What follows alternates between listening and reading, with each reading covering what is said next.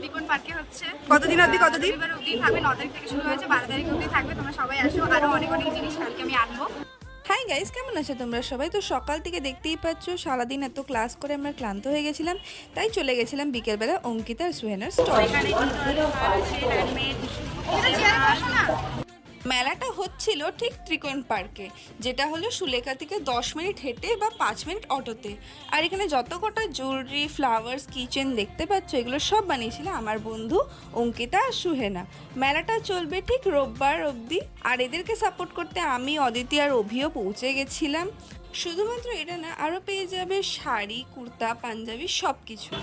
কত করে অঙ্কিতা? কি করে আছে এই জয়িতি বেকারি খুলে দিয়েছে, যেটা করে ইনফরমেশন আমার কাছে নেই। তো এত কিছু করার পর চা খেয়ে আমি চলে গেছিলাম বাড়ি। Okay bye bye. আর তোমরা সবাই অবশ্যই এই মেলাটা একবার ভিজিট করো।